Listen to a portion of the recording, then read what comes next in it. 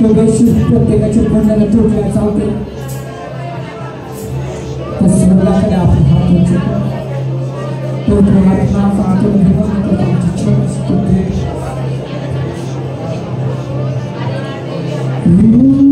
के शोले लपक लपक जब आते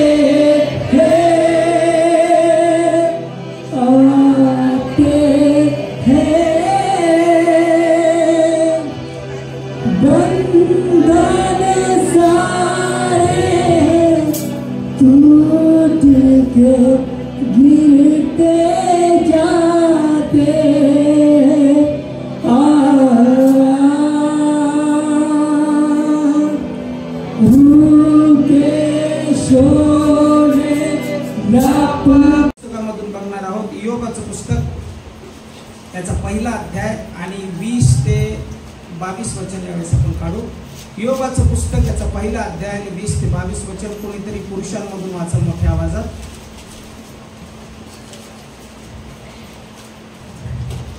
इयोबाचं पुस्तक याचा पहिला अध्याय आणि 20 ते 22 वचन।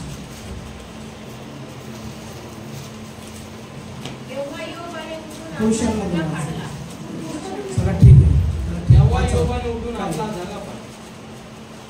सिस्टर वाचा ऐकलं नव्हतं तुम्ही वाटतं वाचा काय आपल्या जगा फाडीला आपले डोके मुंडिले व भुईवर आपले भुईवर पालथे पडून देवाला दंडवत घातले। तो म्हणाला मी मातेच्या उदरातून लग्न आलो आणि तसाच जेथून लग्न आलो तेथे परत जावयाचा आहे। परमेश्वराने दिले आणि परमेश्वराने नेले, धन्य परमेश्वराचे नाम। या सर्व प्रसंगात हे इयोबाच्या हातून पाप झाले नाही व अनुचित कृत्ये केल्याचा आरोप त्याने देवावर केला नाही। देवापासून वचन आशीर्वादित करो। या ठिकाणी इयोबाबद्दल सांगितलेलं आहे आणि आजचा विषय जो आहे तोच मला सांगायचा की परमेश्वराने दिले, परमेश्वराने नेले, धन्य परमेश्वराचे नाव। या ठिकाणी इयोब जर आम्ही जीवन बघितलं इयोबाचं तर इयोब हा एक धार्मिक व्यक्ती होता, सात्विक व्यक्ती होता, सरळ व्यक्ती होता। त्याच्या जीवनामध्ये देवाचं भय होतं आणि पवित्र शास्त्र आम्हाला सांगतो तो इतका भय बाळगणारा होता की त्याच्यासारखं भय बाळगणारा पृथ्वीवर नव्हता, भूतलावर नव्हता। देव देखील त्याची साक्ष देतो, सैतानाला म्हणतो की तू इयोबाला बघितलं का, किती धार्मिक तो आहे, किती सात्विक तो आहे। देव देखील त्याच्याबद्दल साक्ष देतो, असा चांगला व्यक्ती होता। आणि पवित्र शास्त्र या ठिकाणी आम्हाला सांगतं इयोब जो होता सात्विक होता, धार्मिक होता आणि इतकं सगळं चांगलं असताना देखील सैतानाने त्याची परीक्षा बघितली आणि ज्यावेळेस परीक्षा बघितली त्यावेळेस तो हे वाक्य या ठिकाणी बोललेला आहे। सगळं काही त्याचं संपलेलं आहे आणि त्यावेळेस तो म्हणतो परमेश्वराने दिलं आणि परमेश्वराने नेलं, धन्य परमेश्वराचं नाव। आम्ही म्हणू शकतो का परमेश्वराने दिलं, परमेश्वराने नेलं, धन्य परमेश्वराचं नाव?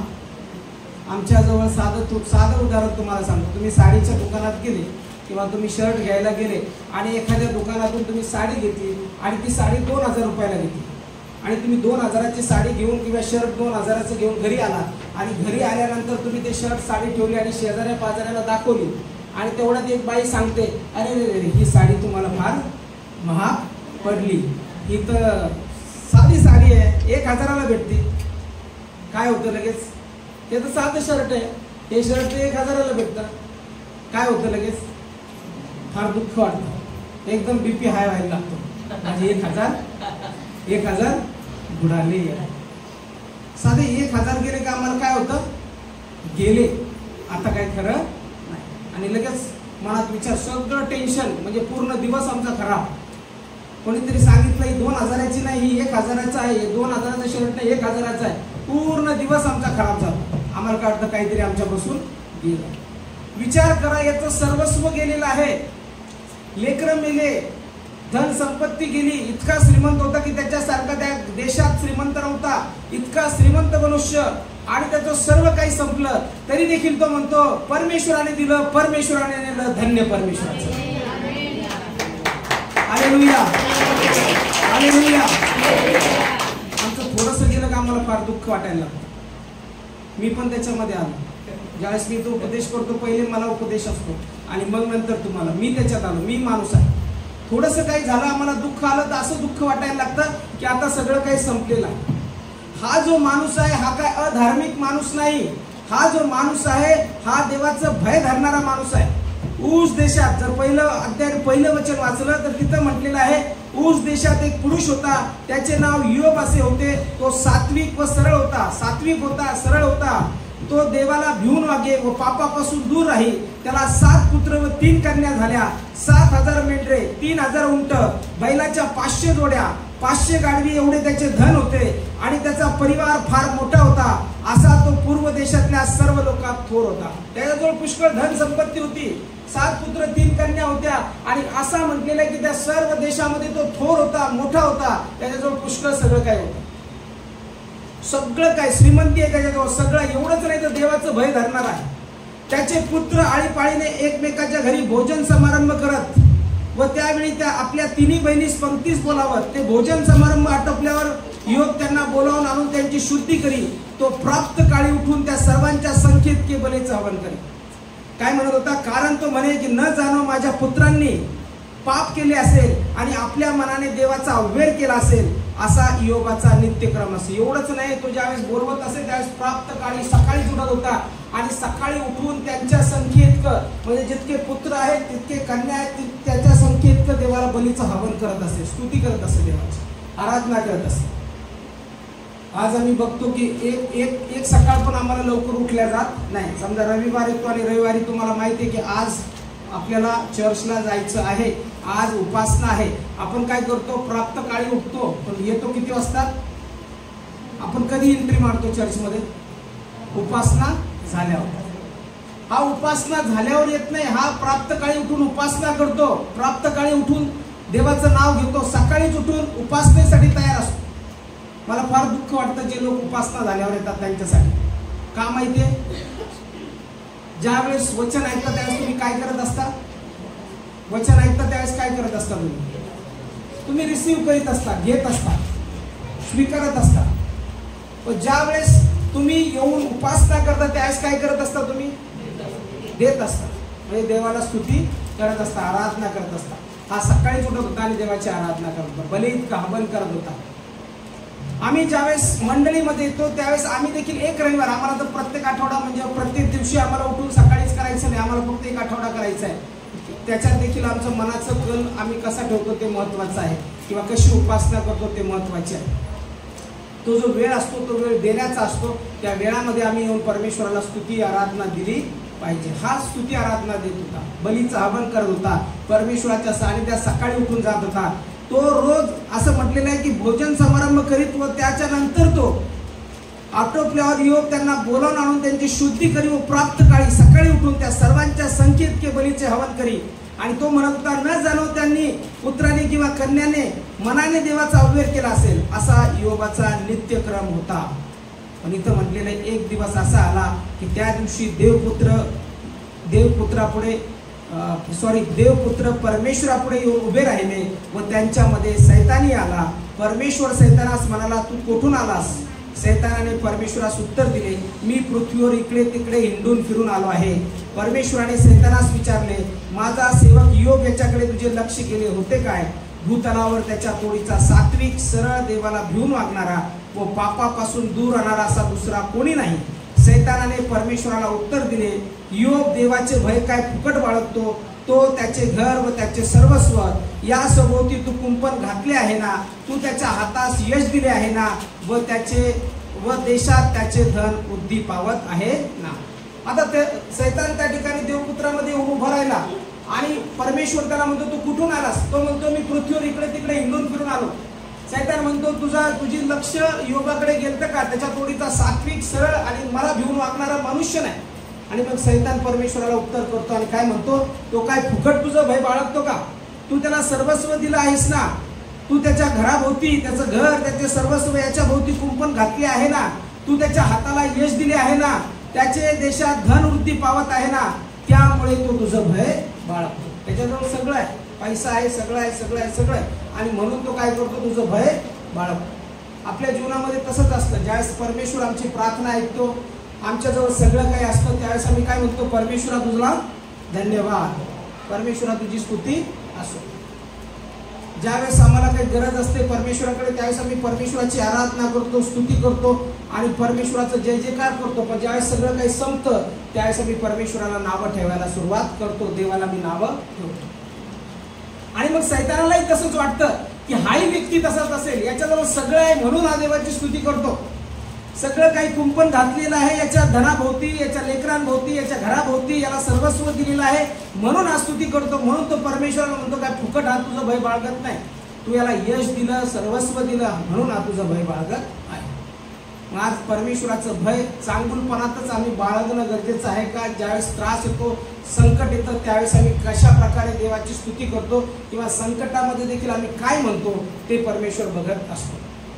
इथं तो म्हणतो सर्वस्वाच्या भोवती तू त्याला कुंपण घातलं आहे, पण परमेश्वर काय म्हणतो सैतानाला, पहा त्याचे सर्वस्व तुझ्या हाती देतो, त्याला मात्र हात लावू नको.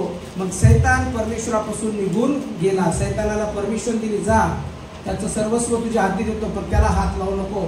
आणि मग सैतानाने त्याची परीक्षा घेणं चालू केलं. एके दिवशी असे झाले की योबाचे पुत्र व कन्या आपल्या ज्येष्ठ बंधूच्या घरी भोजन करीत द्राक्षरस पित असता एका जासूदाने योबाकडे येऊन सांगितले, बैल नांगरत होते व त्याच्याजवळ गाढवी चरत होत्या, तेव्हा शबाई लोक घाला घालून त्यास घेऊन गेले. त्यांनी तरवारीच्या धारेने गड्यांना वधले, हे तुला सांगाव्यास मी एकटाच निभावून आलो आहे. आता संकटाची सुरुवात झाली आणि एकामागून एक वाईट बातम्या येत गेल्या. पवित्र शास्त्र आम्हाला या ठिकाणी सांगतं की पहिली बातमी ही आली की शबाई लोक तिथं आले आणि ज्या गाढवी चरत होत्या त्यांच्यावर त्यांनी घाला घातला आणि धारेने, तलवारीच्या धारेने त्यांनी त्या गड्यांना वधले. आणि एकटा जासूद सांगायला आला, तो म्हणतो मीच एकटा सांगायला आलेला. आता तो बोलतच आहे तेवढ्यात काय होतं, दुसरा एक येतो, तो हे सांगत आहे. इतक्यात दुसऱ्या एकाने येऊन सांगितले, दैवी अग्नीचा आकाशातून वर्षाव झाला, त्याने मेंढरे व गडी जाळून भस्म केले, हे तुला सांगायस मी एकटा निभावून आलो आहे. आता मेंढर आणि गडी जिथं होते ते सगळं काही जळून गेलं आणि दैवी अग्नीचा वर्षाव झाला आणि ते देखील संपुष्टात आलं.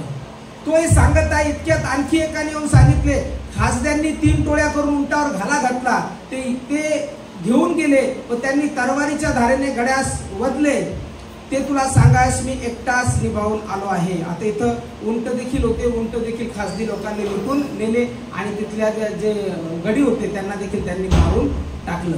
आता ही बातमी आहे, तेवढ्यात परत एक वाईट बातमी येते.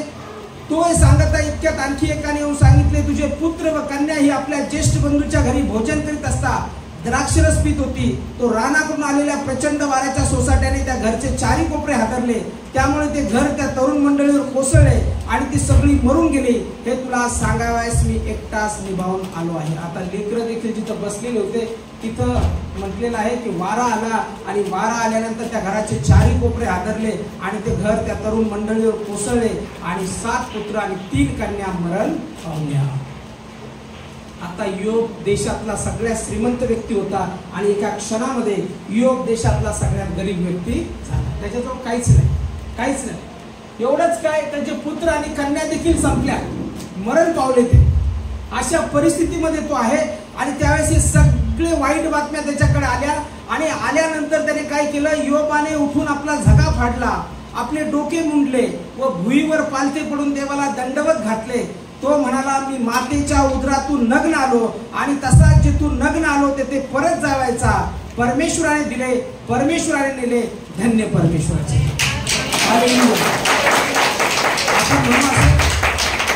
आपण म्हणू का सर, एक संकट आलं, एक दुःख आलं तर आपण इतकं कणतो, असं वाटतं आता याला हार्ट अटॅक येतो की काय, एकदम घामागर्द होऊन जातो.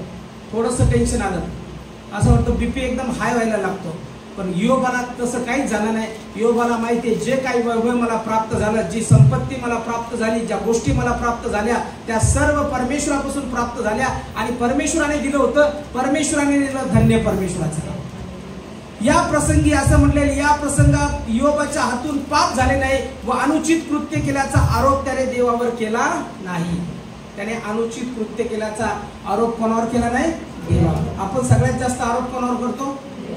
काही झालं, कोणी मरण पावलं, कोणाला दोष देतो, रडता रडता मी ऐकलेलं, देवाने असं नव्हतं करायला पाहिजे ना, मोठमोठ्याने रडू, देवाने हे का केलं? देव कोणाला मारत नाही.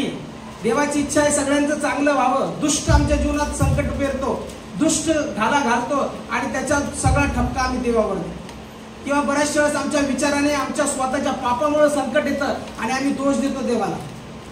पण त्याने देवाला दोष दिला नाही. आमच्या जीवनामधून देखील आम्ही देवाला दोष देऊ नाही. परमेश्वर देतो, परमेश्वर नेतो, धन्य परमेश्वराचं नाव.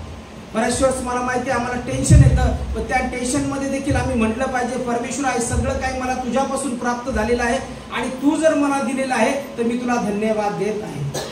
म्हणून प्रत्येक परिस्थितीमध्ये देवाला धन्यवाद द्यायला आम्ही शिकलो पाहिजे.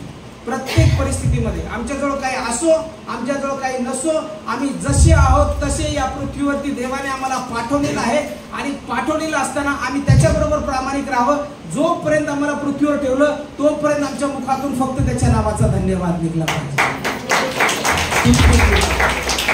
दुसरं काहीच होत नाही. जीवनामध्ये जे व्हायचं तेच होणार आहे. परमेश्वराने ऑलरेडी सगळं काही ठरवलेलं आहे आणि ठरवलेलं असताना आम्हाला जे जीवन दिलं ते चांगलं जगायचं, आनंदित जगायचं आहे, आनंदाने जगायचं आहे. काल माझी गाडी हिट होत होती म्हणून मी ते गॅरेजवरती नेली आणि गॅरेजवरती नेल्यानंतर त्या व्यक्तीबरोबर मी बोलत होतो. त्यावेळेस तो म्हणतो साहेब तिथं माणसाचा भरोसा नाही, इतकी उष्णता वाढली, 42 डिग्री सेल्सिअस तापमान झालेलं आहे, तर माणसं हिट व्हायला लागले, गाडीचं काय, गाडीत हिट होणारच आहे, गाडी हिट होईल हे तर सगळं काय होणारच आहे. तो तिथं माणसाचा भरोसा नाही. आणि बोलता बोलता तो म्हणतो की माणूस हा प्रवासी आहे, भाड्याने आलेलो इथं राहायला, आपण भाड्याने राहायला आलेलो आहे, काय मला काय करायचं लुबाडून किंवा गाडीचं काय कोणाचं हे करून किंवा त्याला जास्त त्रास देऊन गाडीला किंवा हिट वाढवून किंवा हे करून मला काय करायचं, मी प्रामाणिक काम करतो. आणि मी त्यांना विचारलं प्रामाणिक काम करता तर तुमचं म्हणणं काय, म्हणजे प्रामाणिक काम कसं. म्हणजे काही काही लोक गाडीचं थोडं असलं तर जास्त करून सांगतात, मी तुम्हाला जे आहे तेच सांगितलं. अरे वा चांगली गोष्ट आहे, तुम्ही चांगला विचार करता. ते म्हणजे हा चांगला विचार करतो मी, मला माहिती म्हणे की इथं किती दिवस राहणार आहे आपण. एक विदर्भी व्यक्ती बोलतोय मला प्रामाणिकपणाबद्दल बोलतोय, काय म्हणतं किती दिवस राहायचं आहे, आपण भाडे करू आहोत. म्हणजे त्याला हे कळतं की आपण इथं काही दिवसासाठी आलो आणि नंतर काही दिवसानंतर आपण परत जाणार आहोत. मला त्याचा शब्द ऐकून फार आनंद वाटला. म्हणलं बरोबर आहे, देवाने जीवन दिलं आणि देवाचं जीवन पुन्हा देवाकडे वापस जाणार आहे. म्हणजे याचा अर्थ त्याला कळतं ते की जे काय आहे ते इथं देवाने पाठवलं आणि परत देवाकडे जायचं. तरी आम्ही टेन्शन घेतो. सगळ्यात जास्त टेन्शन कोण घेतं, कोणते लोक घेतात, जे जिवंत देवावर विश्वास ठेवतात ते. फार लोक मस्त राहतात, बाहेरचे लोक फार आनंदाने फार आनंद करतात. थोडे पैसे जरी असले तरी आनंद करतात, जास्त पैसे असले तरी आनंद करतात, मीडियम असले तरी आनंद करतात, प्रत्येक परिस्थितीत आनंद करतात. सगळ्यात जास्त टेन्शन आपल्या डोक्यावर असतं, मला हे करायचं, मला ते करायचं, मला लेकराचं शिक्षण करायचं, असंच झालं पाहिजे, तसंच झालं पाहिजे, हेच झालं पाहिजे. आणि असं करता करता करता करता आजार पाठीमागे लागतात आणि मग आम्ही आजारी पडतो आणि मग सगळं काही त्या बिछाण्यावर राहून जातं. आमचं मन दुःखी होतं, आम्ही फार लवकर दुःखी होतो. ज्यावेळेस संकट आमच्या जीवनात येतात त्या संकटामध्ये खरा विश्वास आढळून येतो. ज्यावेळेस माझ्याजवळ सगळं आहे त्यावेळेस मी धन्यवाद देणारच, पण ज्यावेळेस माझं सगळं काही संपलेलं आहे त्यावेळेस मी धन्यवाद देणं गरजेचं आहे. पण आपण काय करतो, ज्यावेळेस सगळं असतं त्यावेळेस धन्यवाद देतो आणि ज्यावेळेस सगळं संपतं त्यावेळेस काय करायला लागतं, देवाला दोष द्यायला लागतो. पण योबाने त्याच्या जीवनामध्ये दोष दिला नाही. त्याचं सगळं संपलं, पैसे, श्रीमंत होता, त्याच्यानंतर त्या गावामध्ये त्या देशामध्ये कोणी थोर नव्हता. एवढी श्रीमंती असताना, एवढे सात पुत्र आणि 3 कन्या असताना होत्याचं नव्हतं झालं. एका क्षणामध्ये त्याचं सगळं काही संपलं. पण सगळं संपलेलं असताना देखील तो परमेश्वराला दोष देत नाही. मी तुम्हाला पाठीमागं पण सांगितलं होतं, दावीद राजा जो आहे, दावीदाला देखील जाणीव आहे की जे काही मला प्राप्त झालं ते परमेश्वरापासून प्राप्त झालं. पहिले इतिहास याचा 28 अध्याय जर आम्ही बघितला आणि 10 ते 14 वचन, पहिले इतिहास याचा 28 अध्याय आणि 10 ते 14 वचनामध्ये असं म्हटलेलं आहे, दावीदाने सर्व मंडळी देखत परमेश्वराचा धन्यवाद केला. तो म्हणाला, हे परमेश्वरा आमचा पिता, इस्रायलाच्या देवा, तू सदा सर्व काळ धन्य आहेस. हे परमेश्वरा, महिमा, पराक्रम, शोभा, विजय व वैभव ही तुझीच आहे. आकाशात व पृथ्वीवर जे काय आहे ते सर्व तुझेच. हे परमेश्वरा, राज्यही तुझे, तू सर्वाहून श्रेष्ठ व उन्नत आहेस. धन व मान तुझ्यापासून प्राप्त होतात व तू सर्वांवर प्रभुत्व करतोस. सामर्थ्य व पराक्रम तुझ्याच हाती आहेत. लोकास थोर करणे, सर्वात सामर्थ्य देणे हे तुझ्याच हाती आहे. तर आता आमच्या देवा, आम्ही तुझे आभार मानतो, तुझ्या प्रतापी नावाची स्तुती करतो आम्हास या प्रकारे स्वेच्छेने अर्पण करता यावे असा मी कोण व माझे लोक तरी कोण. सर्व काही तुझ्यापासून प्राप्त होते, तुझ्याच हातून प्राप्त झालेले आम्ही तुला देत आहोत. तो म्हणतो पराक्रम, मान, सन्मान, धन हे सगळं काही तुझ्यापासून प्राप्त होतं. आणि जे काही तुझ्यापासून प्राप्त होतं, जे काही मला प्राप्त झालेलं आहे, माझ्या लोकांना प्राप्त झालेलं आहे, ते प्राप्त झालेलं तुझ्यापासून प्राप्त झालेलं मी तुला देत आहे. एक मेंढपाळ होता, एक साधारण होता, आणि साधारण मेंढपाळापासून परमेश्वराने त्याला तिथून उचलून त्याला राजपदावर नेलं. पण राजपदावर गेल्यावर देखील तो त्या विसरत नाही की देवाने मला शून्यातून मोठं केलं.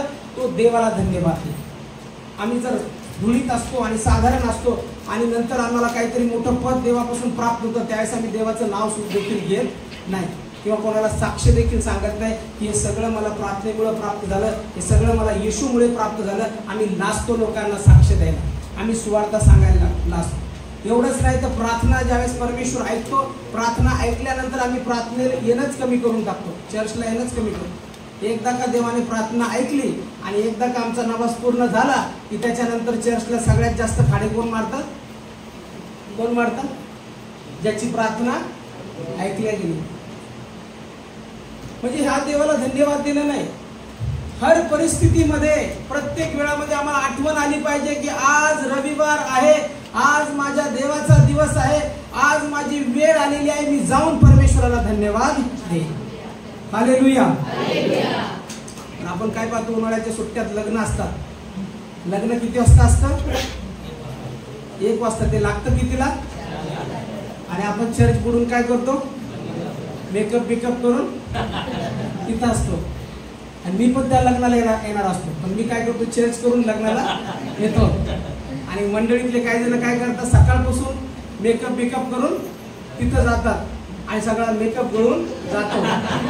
आणि मग बरोबर वेळेवरती लग्नाच्या अगोदर 15 मिनिटं माझी एंट्री होते आणि मी पाहतो, बघा हे चर्च सोडून इथं लग्नामध्ये बसलेल्या आहे, त्यांचा पूर्ण मेकअप करून गेलेला. आणि तेच फ्रेशनेस माझ्या चेहऱ्यावर असतं. जे देवाच्या सानिध्यात राहा. जो टवटवीतपणा आणि जो प्रफुल्लितपणा देवापासून प्राप्त होतो तो जगामध्ये कधीच प्राप्त होत नाही.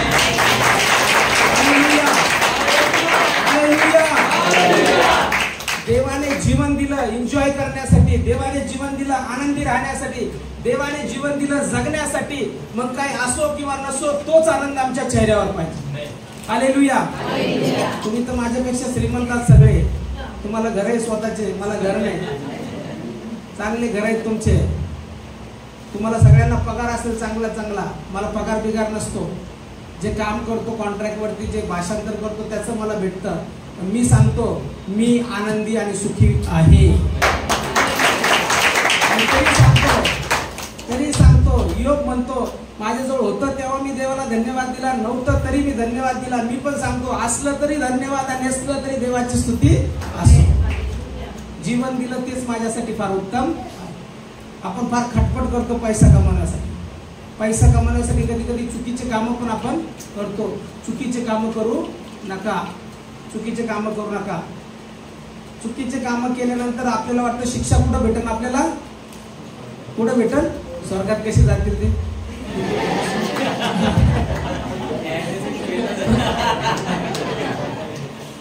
चुकीचे कामं करून स्वर्गात जाऊ आपण. चुकीचे कामं करू नका. पाप करू नका. झटपट पैसा कमवण्यासाठी काही गोष्टी अवलंबू नका. झटपट पैसा येईल पण झटपट जाईल देखील. घाईने मिळवलेले धन क्षय पावते. आपण फार घाई करतो धन मिळवण्यासाठी आणि ते धन संपून जातं. ते धन काही कामं येत नाही. कष्टाने कमवलेलं धन आमच्या कामी येतं. चुकीची गोष्टी केल्यावर स्वर्गात नाही जात, नरकात जात. आपल्याला काय वाटतं तिथं भेटेल शिक्षा, पण मी तुम्हाला सांगतो तिथं शिक्षा नाही. आता शिक्षा इथंच भेटते. पृथ्वीवर ज्यावेळेस आमचं वय ढळायला लागतं त्याच्यानंतर आम्हाला कळतं की आमच्या चुकीची शिक्षा आम्हाला इथंच देवाने दिली. चुकीचे कामं करू नका. योबाने कोणतंही चुकीचं काम केलं. योबाने देवावर विश्वास ठेवला. जे काम त्याला दिलं होतं त्याच्यात तो प्रामाणिक होता आणि जे काम त्याने करत राहिला त्याच्यामध्ये तो प्रामाणिक राहिला आणि सगळं गेल्यानंतर देखील प्रामाणिक राहिला. काही नव्हतं त्याच्याजवळ तरी प्रामाणिक होता. तरी म्हणत होता परमेश्वराने दिलं, परमेश्वराने दिलं, धन्य परमेश्वराचं. जे काय आहे आता ते जर गेलं तर दुःख बाळगत बसू नका. जी गाडी आहे तुमच्याजवळ ती गाडी जर काही कारणास्तव तुम्हाला विकावी लागली टेन्शन घेऊ नका. जे काही तुमच्याजवळ आहे काहीतरी जात आहे त्यावेळेस असा विचार करू नका आता गेलं मला फार दुःख वाटतं. लोकांसाठी आपल्याला जगायचं नाही. लोक काय म्हणतील ते काही विचार करायचं नाही. परमेश्वराने जर आमची गाडी किंवा आमचं घर काही नेलं तर याचा अर्थ परमेश्वराला मला त्याच्यापेक्षा मोठं द्यायचं. टेन्शन घेऊ नका डोक्याला, बर्डन आणू नका डोक्यावरती. आता कसं होणार? तरुण मुलांना मला सांगायचं आहे, शिक्षणात जर फेल झाले तर असं म्हणू नका की आता फेल झालो ना आता मी कधीच वरती येणार नाही. काय हरकत नाही, फेल झाले याचा अर्थ हा की देवाला तुम्हाला काहीतरी मोठं करायचं आहे. परत अभ्यास करा, परत पास होण्याचा आहे. योग म्हणतो या ठिकाणी की परमेश्वराने दिलं, परमेश्वराने नेलं, धन्य परमेश्वराचं नाव. सगळं संपलं. एवढंच नाही तर तो काय झालं, धुळीत बसला. त्याने अंग त्या ठिकाणी म्हणजे त्याच्या अंगावरती देखील असं म्हटलेलं आहे. पुढे सैतानाने त्याच्यावरती परीक्षा पाहण्यासाठी त्याच्या अंगावरती देखील गळवा आणल्या. पुन्हा दुसऱ्या अध्यायात म्हटलेलं आहे, एक दिवस असा आला की त्या दिवशी देवपुत्र परमेश्वरासमोर येऊन उभे राहिले. त्यांच्यामध्ये सैतानही परमेश्वरासमोर येऊन उभा राहिला. परमेश्वर सैतानास म्हणाला, तू आता कुठून आलास?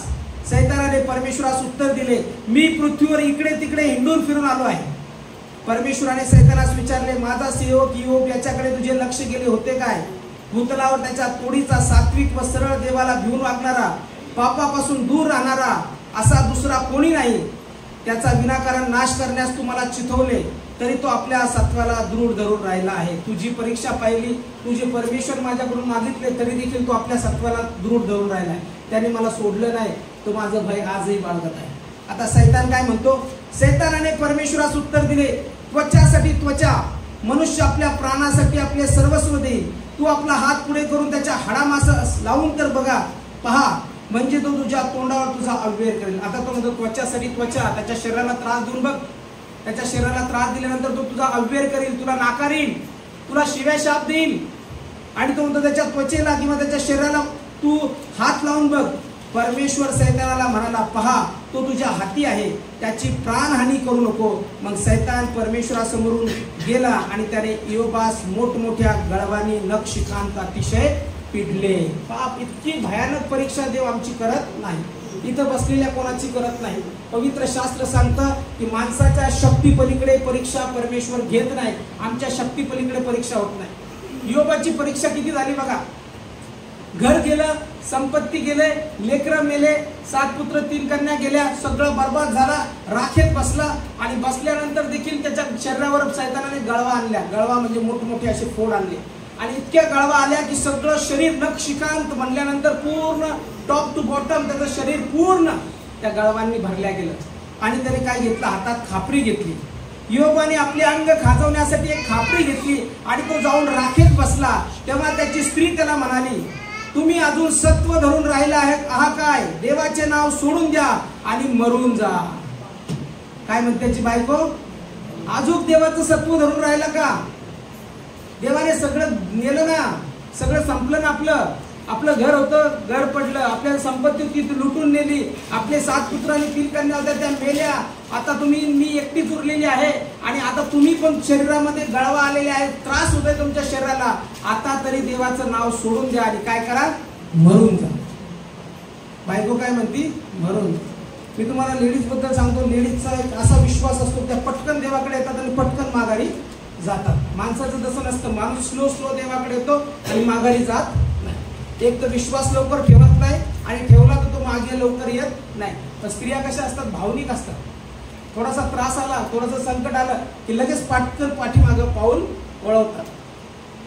ही स्त्री ज्यावेळेस सगळं असेल त्यावेळेस काय म्हणत असेल? देवा धन्यवाद, देवा तू आम्हाला पैसा दिला, धन्यवाद, किती चांगलं. योगाला म्हणतात अजूक बलीचं आव्हान करा, हे घ्या माझ्याकडून पण. स्त्रीचं नेचर असतं ते. चला करा. ज्यावेळेस संकट आलं त्यावेळेस हीच बाई काय म्हणती? तुम्ही तर सत्व तर सोडून द्या तर द्या, पण तुम्ही पण काय करा? म्हणजे नवऱ्याला म्हणते तू मरून जाय आता, कारण की आता तू काय कामाचंच नाही. पैसे संपले, सगळं संपलं ना, आता तू जगून तरी काय फायदा? शरीरावर गळव्या पण आल्या, आता काही खरं नाही. आणि ती म्हणती आता सगळं सत्व सोडून द्या आणि मरून जा. जीवन त्याची पत्नी जे म्हणतात की साथ देणारी जी म्हणते सुखात दुःखात सगळ्या गोष्टीत मी तुम्हाला साथ देईल असं म्हणणारी, ती देखील त्या नवऱ्याला म्हणते की देवाचं सत्व सोडून द्या आणि तुम्ही मरून जा. तरी योबाने देवाला सोडलं नाही, तरी योबाने वाचेने पाप केलं नाही, तरी योबाने देवाला नाव ठेवलं नाही, तरी देवाला तो काहीच बोलत नाही. तो काय म्हणतो तिला बघा, तो तिला म्हणाला तू धर्महीन स्त्रियाप्रमाणे बोलतेस. धर्महीन स्त्रियाप्रमाणे म्हणजे ज्यावेळेस होतं त्यावेळेस तू देवाला धन्यवाद दिला, आता नाही तर धर्महीन स्त्रियाप्रमाणे बोलतेस, आता तू देवाला नाव ठेवतेस. तो तिला म्हणाला धर्महीन स्त्रियाप्रमाणे बोलतेस, देवापासून सुखच घ्यावे आणि दुःख घेऊ नये. काय काय म्हणतो तो, देवापासून सुखच घ्यावे आणि दुःख घेऊ नये. काय बऱ्याचशा लोकांना फार चुकीची संकल्पना आहे. ज्यावेळेस आम्ही देवाकडे येतो त्यावेळेस सुख सुख सुख सुख आणि सुखच प्राप्त होतं. येशूला माना आणि सुख सुख सुखच प्राप्त होतं. पण पृथ्वीवर आलेलं असताना सुख सुखच प्राप्त होत नाही तर दुःख देखील आमच्या जीवनात येतं. ते दुःख आम्हाला पचवता आलं पाहिजे. ज्यावेळेस सुख येतं त्यावेळेस आम्ही धन्यवाद देतो, परंतु ज्यावेळेस दुःख येतं त्यावेळेस देखील देवाला धन्यवाद दिला पाहिजे. बऱ्याचशा वेळेस आम्ही होत नाही तसं. काही काही लोक तर सोडून देतात, नको बाबा आता तर काय म्हणतात, आता आमची परीक्षा डोक्याच्या वर झाली, आता आम्हाला काही सहन होत नाही, आता आम्ही येशूला सोडून देतो आणि चला आपण कुठेतरी जाऊन बकरा कापून येऊ. आणि तिथून पूर्ण डाऊन व्हायला सुरुवात होते. आणि मग नंतर पहिलीची जी अवस्था असते त्याच्यापेक्षा 7 पटीने अवस्था खराब होते. आणि मग आम्ही म्हणतो की अरे आता तर सगळं संपलेलं आहे. ही स्त्री म्हणते की आता मरून जा, पण तो म्हणतो तू सुखच घ्यावे असं आहे का, दुःख घेऊ नये काय. या प्रसंगी योबाने आपल्या वाचेने काही पाप केले नाही. 3 मित्र आले, 3 मित्र देखील येऊन कोणाला दोष देतात, काय म्हणतात, तू काहीतरी पाप केलास, तू काहीतरी चुकला असेल म्हणून देवाने तुला शिक्षा दिली. त्या 3 मित्रालाही तो काही बोलत नाही. त्याने वाचेने पाप केले नाही. वाचेने, कृती तर सोडा, शब्दाने देखील त्याने पाप केलं नाही. शब्दाने देखील तो देवाला दोष देत नाही. मग आमच्या जीवनामध्ये ज्यावेळेस प्रसंग येतात त्यावेळेस आम्ही देवाला दोष कशा प्रकारे देतो किंवा नाही देत हे आम्हाला परीक्षण करायचं. मी देतो किंवा नाही देत. माझ्या जीवनात ज्यावेळेस वाईट प्रसंग येतात, ज्यावेळेस माझ्याजवळ काहीच नसतं, माझ्या बँकेतले पैसे संपलेले असतात, मला उद्या भाडं भरायचं ते मला माहिती नसतं, आता पैसे कुठून येईल, अशा प्रसंगी माझ्या मनाचा कल काय असतो. माझ्याजवळ काहीच नाही, माझं आयुष्य गेलं 40-50 वर्ष चालू आहे, पण तरी देखील मी जशा स्थितीत आहे तशा स्थितीत आहे. आणि त्या प्रसंगी मी देवाला काय म्हणतो किंवा दोष देतो का. आमचं जीवन जे आहे ते फार प्रेशियस आहे, फार अनमोल आहे. जे देवाने जीवन दिलं त्याच्यामध्ये आम्ही देवाला धन्यवाद दिला पाहिजे. देवाची स्तुती आम्ही नियमित केली पाहिजे. जे आहे त्याच्यामध्ये आम्ही आनंदी राहायला शिकलो पाहिजे. आणि जे देवाला द्यायचं ते देव कधीच आम्हाला नाकारणार नाही. त्याच्यापासून श्रीमंती आम्हाला येते, ती त्याच्यापासून आलेली, त्याबद्दल आम्ही धन्यवाद दिलाच पाहिजे. मी श्रीमंतीच्या विरोधात नाही, पण देवाच्या बोलण्याच्या विरोधात आहे, देवाला दोष देण्याच्या विरोधात आहे. देवापासून जे आशीर्वाद येतात त्यामध्ये सुख असतं, शांती असतं. आणि पैसा असून देखील जर शांती आणि सुख नाही, समाधान नाही त्या घरात, मग तो पैसा श्रापित झालेला आहे. म्हणून आमच्या जवळ काय असणं गरजेचं आहे, पीस, मनामध्ये पीस, घरामध्ये शांती. ज्यावेळेस आम्ही घरात जातो त्यावेळेस शांत वाटलं पाहिजे, ज्यावेळेस आम्ही वागतो त्यावेळेस आम्हाला शांत वाटलं पाहिजे. आणि त्यावेळेस वाटलं पाहिजे की देव आमच्या बरोबर आहे. त्रासात आहे, संकटात आहे आणि सगळं काही संपलेलं आहे, अशा प्रसंगी तो म्हणतो धन्य परमेश्वराचं नाव. परमेश्वराने दिलं, परमेश्वराने दिलं, धन्य परमेश्वराचं नाव. उपदेशकाचं पुस्तक जर आम्ही बघितलं, उपदेशकाचा 11वा अध्याय आणि 7 वचन, उपदेशकाचा 11वा अध्याय. उपदेशकाचं पुस्तक कोणाला सापडलं असेल तर काढा. प्रकाश खरोखर मनोहर असतो, सूर्यदर्शन नेत्रांना रम्य असते. 7 पासून पुढं 11वा अध्याय ना, पुढं वाचा. प्रकाश खरोखर मनोहर असतो, सूर्यदर्शन नेत्रांना रम्य असते. मनुष्य कितीही वर्ष जगला तरी ती त्याने आनंदाने घालवावीत. अंधकाराचे दिवस बहुत असणार हे तो मनात बागवो, जे प्राप्त होणार ते सर्व व्यर्थच आहे. याचा अर्थ तो काय म्हणतो, हाच राजा शलोमोन जो आहे त्याने सर्व काही उपभोगलेला आहे. तो म्हणतो सर्व काही व्यर्थ आहे. त्याच्याजवळ श्रीमंती होती, त्याच्यासारखा श्रीमंत पूर्ण इस्रायलमध्ये नव्हता किंवा पूर्ण देशामध्ये नव्हता, त्याच्यासारखा पैसा कोणाजवळ नव्हता. एवढंच नाही तर त्याच्याजवळ सगळं काही होतं, पण सगळं काही असताना देखील तो म्हणतो हे सगळं कसं आहे, व्यर्थ असं आहे. उपदेशकाचं पुस्तक याचा 5वा अध्याय आणि 10 आणि 11 वचन वाचा. उपदेशकाचं पुस्तक याचा 5वा अध्याय 10 आणि 11 वचन. त्याला पैसा प्रिय वाटतो, त्याची पैशाने तृप्ती होत नाही. जो विपुल धनाचा लोभ धरतो त्याला काही लाभ घडत नाही, हेही व्यर्थ. संपत्ती वाढली म्हणजे तिचा उपभोग घेणारेही वाढतात. डोळ्यांनी पाहिल्या पलीकडे तिचा मालकाला काय लाभ होतो. एवढंच नाही तर तो काय म्हणतो की ज्याला पैसा प्रिय वाटतो त्याची पैशाने तृप्ती होत नाही. आज पैसा आम्हाला प्रिय वाटतो, आज आम्हाला असं वाटतं आमच्याजवळ 10,000 असावे. ते 10,000 आल्यानंतर 10,000ने तृप्ती होणार नाही तुमची. 10,000 आल्यानंतर तुम्हाला वाटेल 20,000 यावे. 20,000 आल्यानंतर पण तृप्ती होणार नाही. 20,000 आल्यानंतर वाटेल 40,000 यावे. 40,000ने तृप्ती होणार नाही. 80,000 यावे असं वाटेल. आणि मरेपर्यंत माणसाला असं वाटतच राहतं की मला याच्यापेक्षा आणखी जास्त भेटावं. माणसाच्या मनाची तृप्ती होत. विचार करा ना तुम्ही, तुमच्याजवळ सायकल होती आणि सायकल ज्यावेळेस चालवत होते त्यावेळेस सायकलवरच आपण राहिलो का? असं म्हणलो का चला सायकल दिली देवाने, आता फार चांगली सायकल आहे, 15-20 वर्ष तर मी वापरणारच, मी काय दुसरं घेणार. आपण काय म्हणतो सायकल असल्यावर कोणाची तरी गाडी बघितल्यावर कसं वाटतं? ब्रदर तुमची गाडी खूप भारी हो, केवढ्याला आहे, चला मला गाडी घेतली पाहिजे. मग आपल्याकडे गाडी येते. गाडी आल्यानंतर पण आपण शांत बसत नाही. आपल्याला गाडी आल्यावर काय वाटतं? 4 व्हीलरकडे आपण बघतो आणि आपल्याला काय वाटतं? आता 4 व्हीलर असं. 4 व्हीलर आल्यावर पण आपण शांत बसत नाही. 4 व्हीलर मध्ये टॉपचं मॉडेल कोणतं आहे त्याच्याकडे लक्ष जातं. ते घेतल्यानंतरही शांत बसत नाही. याच्यापेक्षा उंच गाडी कोणती ती घेण्याचा प्रयत्न करतो. म्हणजे तो म्हणतो की ज्याला पैसा प्रिय वाटतो त्याची पैशाने तृप्ती होत नाही. पैशाने कधीच माणसाच्या जीवनाची तृप्ती होत नाही. पैशाचं म्हणजे कसं असतं? आणखी यावं असं वाटतं. जो विपुल धनाचा लोभ धरतो त्याला काही लाभ घडत नाही. जो विपुल धन असावं असा लोभ धरतो की माझ्याकडे सगळं काही असावं. सगळं काही कुठपर्यंत राहणार? जोपर्यंत तुमच्या शरीरात शक्ती आहे तोपर्यंतच राहणार, त्याच्यानंतर राहणार नाही.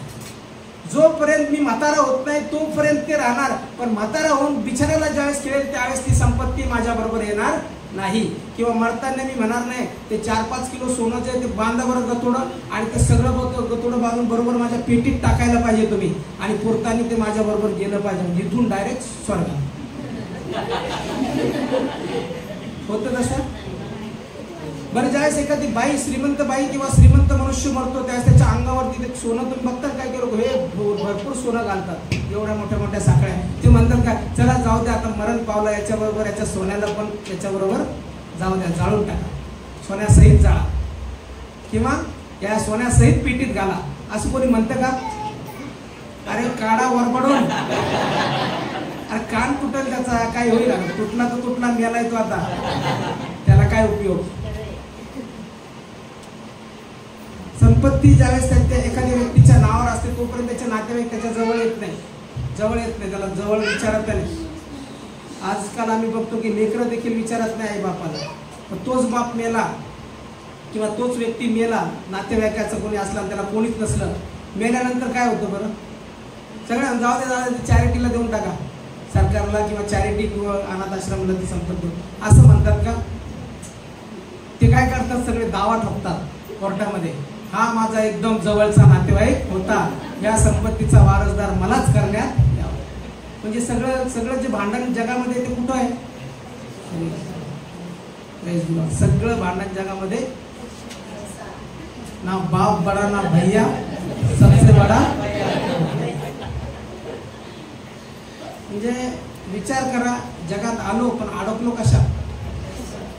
आलो तर मी जगात, बरं पैशाने काय उत्पन्न नाही. दवाखान्यात गेली की दात पाडून देतात काय, घ्या दात मला इलाज करा,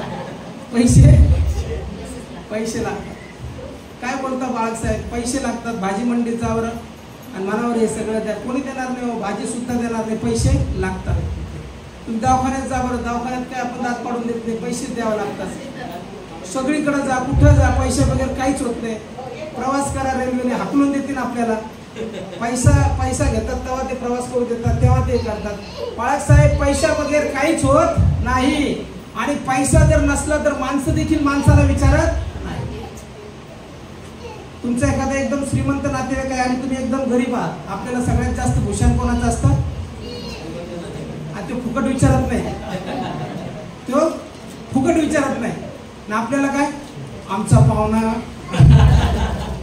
नका बाळगा अभिमान, देवाचा अभिमान बाळगा. आमचा पाहुणाला श्रीमंत आहे, आमच्या पाहुण्याकडे ती 4 व्हीलर आहे आणि आमच्या पाहुण्याकडे फार मोठा बंगला आहे आणि पाहुणा साधा कार्यक्रमालाही बोलवत नाही आपल्याला. आणि बोलवलं जरी कार्यक्रमाला जेवले का ते विचारत नाही. असा काय पाहुणा कामाचा? त्या पाहुण्यापेक्षा एखादा गरीब पाहुणा चांगला जो झोपडीत राहतो, पण गेल्यानंतर त्या झोपडीत फार आदर करतो, सन्मान करतो आणि म्हणतो बसा, त्याच्याजवळ गोदडी का असताना पण बसा म्हणतो, जेवू घालतो आणि जेवत असताना तुमचे घास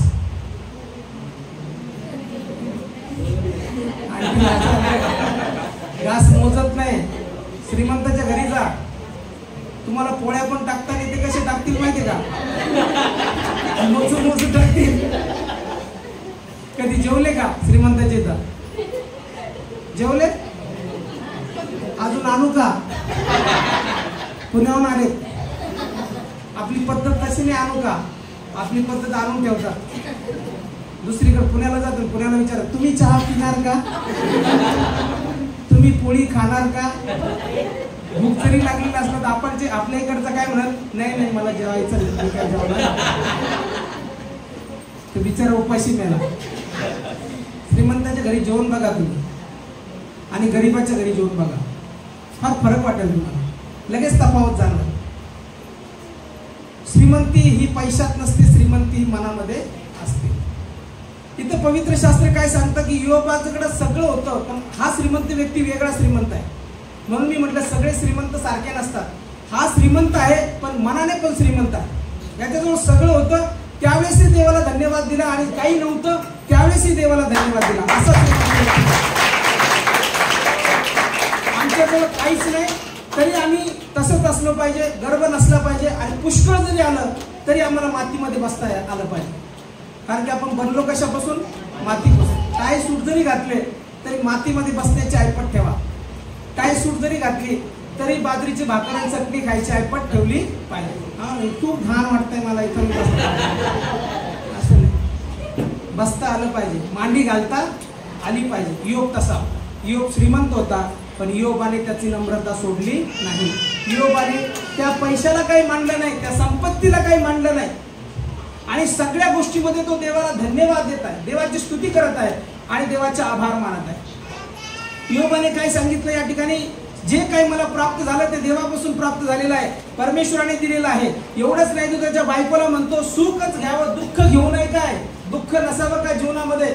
दुःख असायला पाहिजे. ते दुःख देखील तो पचवतो, घेतो. तो जर उपदेशकाचं पुस्तक आम्ही बघितलं तर म्हातारपणाचं वर्णन केलेलं उपदेशकाच्या पुस्तकात 12व्या अध्यायामध्ये. जे आम्ही तरुण आहोत आतापर्यंत आम्हाला सगळं जग विचारेल, परंतु ज्यावेळेस आम्ही म्हातारे हो आणि बिछाण्यावर पडू त्यावेळेस आम्हाला कोणी विचारणार नाही. म्हणून 12व्या अध्यायामध्ये म्हटलेलं आहे, आपल्या तारुण्याच्या दिवसात आपल्या निर्माणकर्त्याला स्मर. जोपर्यंत आमचे हातपाय चांगले आहेत, दात चांगले आहेत, जीभ चांगली आहे, आम्हाला चालता येतं, तोपर्यंत आम्ही देवाची स्तुती करू शकतो, देवाचं नाव घेऊ शकतो, सुवार्ता सांगू शकतो. म्हणून तरुणपणात आपल्या देवाला स्मर. पहा अनिष्ट दिवस जवळ येत आहेत, त्यात 80 वर्ष जवळ येत आहेत, त्यात मला काही सुख नाही असे तू म्हणशील. म्हणजे म्हातारपणाचे दिवस जवळ येईल त्यावेळेस म्हणतात सुख नाही मला. इथं म्हटले त्या समयी सूर्य प्रकाश, चंद्र, तारे अंधुक होतील आणि पावसानंतर पुन्हा अब्र येतील. म्हणजे डोळे जे आहेत ते अंधुक होतील, डोळ्याने आम्हाला दिसणार नाही, आम्हाला चालता येणार नाही. त्या काळी घराचे रखवालदार पुरुष कापतील, बळकट पुरुष वागतील, दळणाऱ्या थोड्या उरल्यामुळे त्याचे काम बंद पडेल, खिडक्यातून पाहणारे अंध होतील. इथं म्हटलेले वर्णन केलेलं आहे शरीराचं. शरीराचे रखवालदार हात पाय कापायला लागतील, लटलट लटलट व्हायला लागतील आणि दात सगळे पडल्यामुळे काय होईल? तोंड मिटकायला लागेल. इथं म्हटलेलं आहे बळकट पुरुष वागतील, दळणाऱ्या थोड्या उरल्यामुळे त्याचे काम बंद पडेल, खिडक्यातून पाहणाऱ्या अंध होतील, जात्याचा आवाज मंद झाला म्हणजे बाहेरील द्वारे मिटतील, पक्षाच्या शब्दाने देखील त्याच्या निद्रेचा भंग होईल. म्हातारपणी आम्हाला लवकर काय म्हणतात झोप येत नाही आणि झोप आली तरी लगेच खूप वेळ झोपत नाही माणसाचा, खूप सकाळी झोपतो. पक्षाच्या आवाजाने देखील त्याची निद्रा भंग होईल. गायन स्वर मंदावतील म्हणजे त्याचा आवाज जो आहे तो मंदावेल, चढावाला भीतील, रस्ता धोक्याचा भरलाय असे त्याला वाटेल, बदाम फुलेल, टोळ सुद्धा जड असा वाटेल, वासना निमेल, कारण मनुष्य आपल्या अनंतकालिक धामात चालला आहे आणि ऊर बडवून रडणारे गल्ल्या गल्ल्यातून फिरतील. मग चांदीचा दोर तुटेल, सोन्याचा कटोरा फुटेल, झऱ्याजवळचा घडा फुटेल, आडावरचा रहाट मुडेल. म्हणजे सर्व शरीर जे शरीराबद्दल वर्णन केलेले ते सगळं संपत आलेलं आहे. आणि आडावरचा रहाट मुडेल, तेव्हा माती पूर्वरस मातीस मिळेल आणि देवाने दिलेला आत्मा त्याचकडे परत जाईल. व्यर्थ व्यर्थ उपदेशक म्हणतो सर्व काही व्यर्थ. करतो कोणासाठी? म्हणून आपल्या आत्म्याचं तारण होणं गरजेचं आहे. आत्मा जिंकल्या जाणं गरजेचं आहे. आम्ही जोपर्यंत या जगामध्ये राहत आहोत तो प्रभूचा आनंद आमच्या शरीरामध्ये असलं पाहिजे. म्हणून पवित्र शास्त्र सांगतं सर्व स्थितीत उपकार स्तुती करा, जागृत राहा, उपकार स्तुती करा, परमेश्वराचे आभार माना. जे काही परमेश्वराने दिलेलं आहे त्याच्याबद्दल आम्ही धन्यवाद दिला पाहिजे. बँगलोरला असताना एक HIV आम्ही काय म्हणतात ते आश्रमामध्ये गेलो, भेट दिली. HIV एकदम म्हणजे आई वडिलांपासून जे लहान लहान लेकरं त्यांना प्राप्त झाले, त्यांच्याकडे बघितलं तर रडू येईल तुम्हाला. इतक्या छोट्या छोट्या लेकरांना पॉझिटिव्ह HIV पॉझिटिव्ह झाले. त्यांच्याकडे बघितल्यानंतर असं वाटतं अरे देवा, इतक्या लहान लेकरांना हा त्रास आहे. आई वडिलांपासून त्यांना तो प्राप्त झाले, गर्भधारणा झाली त्यावेळेस ते पॉझिटिव्ह झाले. तिथं गेल्यानंतर कळतं की देवाने आपल्याला किती प्रेशियस लाईफ दिलेली आहे, किती अनमोल जीवन दिलेलं आहे. देवा मी आंधळा नाही, देवा मी बहिरा नाही, देवा मला दाता आहे, देवा मी चांगला दिसतो, देवा मला चांगलं चालता येतं, देवा मी सगळा चांगला आहे. तरी देखील आपण कंप्लेंट करतो देवाजवळ. सगळं शरीर चांगलं असताना, काही आजार नसताना देखील आपण कंप्लेंट करतो, छोट्या छोट्या गोष्टीबद्दल कंप्लेंट करतो आणि देवाला दोष देतो. आणि देवाला म्हणतो देवा असं माझ्या जीवनात का आहे? योबाचं जीवन बघा, काही झालं, सगळं होतं, पण नव्हत्याचं सगळं संपलं. तरी देखील तो त्याच्या जीवनाबद्दल, त्याच्या धन संपत्तीबद्दल गर्व बाळगत नाही किंवा म्हणत नाही की आता माझं सगळं संपलं, आता मी मरून जातो. तो त्या समय देखील परमेश्वराचा धन्यवाद करतो.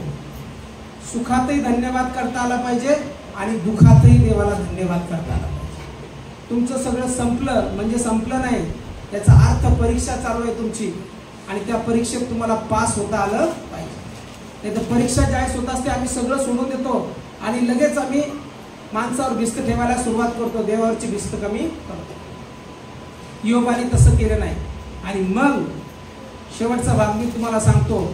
आणि मग नंतर परमेश्वराने बघितलं या सगळ्या गोष्टीमध्ये योग प्रामाणिक राहिला, योबाने दोष दिला नाही. त्याच्यानंतर योबाने काय केलं किंवा परमेश्वराने काय केलं योबासाठी? योबासाठी जे काही ते केलं होतं त्या सगळ्या गोष्टीबद्दल सांत्वना केली. एवढंच नाही, त्याच्या 3 मित्रांसाठी योबाला प्रार्थना करायला लावली. एवढंच नाही तर परमेश्वराने काय केलं? जर आम्ही शेवटचा अध्याय बघितला 42 अध्याय आणि 12 वचन, परमेश्वराने योबाचे उत्तर वय पूर्व वयानं अधिक सुख संपन्न केले. 14,000 मेंढरे, बघा 7,000 होते तर 14,000 मेंढरे दिले. 6,000 उंट, 3,000 उंट होते डबल दिले. बैलाचे 1000 जोड्या, 1000 गाढवी इतक्यांचा जो धनी झाला. त्याला आणखी 7 पुत्र आणि 3 कन्या झाल्या. एका कन्येचे नाव यमिमा, दुसऱ्याचे कसिया, तिसरीचे नाव करिनोपुक, अशी त्यांचे नावे ठेवले. योबाच्या कन्या इतक्या सुंदर स्त्रिया सगळ्या देशात नव्हत्या. पहा देवाने काय आशीर्वाद दिला. त्याच्या मुलीसारख्या सुंदर मुली त्या संपूर्ण देशात नव्हत्या. एवढं म्हटलेलं आहे. त्याच्या बापाने त्यास, योबाच्या कन्या इतक्या सुंदर स्त्रिया सगळ्या देशात नव्हत्या. त्यांच्या बापाने त्यास त्याच्या भावाप्रमाणे वतन वाटून दिले. त्यानंतर योब 140 वर्ष जगला. त्याने 4 पिढ्यापर्यंत आपले पुत्र पौत्र पाहिले. नंतर योब वृद्ध व पुऱ्या वयाचा होऊन मरण पावला. योब देवाबरोबर या सगळ्या क्षणामध्ये प्रामाणिक राहिला. आज जर त्रासातून जात आहात, आज जर संकटातून जात आहात आणि आज तुमचं सगळं संपलेलं आहे, सगळं संपलेलं आहे, तुम्ही कधी कधी असं म्हणत असाल योबासारखी माझी स्थिती झालेली आहे आणि आता काय परमेश्वरा दुःखावर दुःख येत आहे. मी चुकीचा निर्णय घेतला, मी असं केलं आणि त्या चुकीच्या निर्णयामुळे मी बर्बाद झाले, मी संपले, मी यांचं ऐकलं आणि यांचं ऐकून सगळं काही संपलेलं आहे आणि आता आमच्याजवळ काहीच उरलेलं नाही आणि आता आम्ही पूर्ण कंगाल आहोत. आणि अशा स्थितीमध्ये काय करावं हे समजत नाही. त्यावेळेस योबाचं चरित्र वाचा आणि म्हणा परमेश्वराने दिलं, परमेश्वराने नेलं, धन्य परमेश्वराचं. कपडे तर आहेत ना अंगावर आपल्या, रोज खातो ना आपण भाकर. असं तर नाही ना की भाकरीचे वांदे झालेले आहेत, असं तर नाही होणार कधीच, मला नाही वाटत. परमेश्वर आम्हाला अन्न सुद्धा देणार. मग योबाचं जीवन बघा. योबाने आपल्या जीवनामध्ये परमेश्वराला दोष दिला नाही.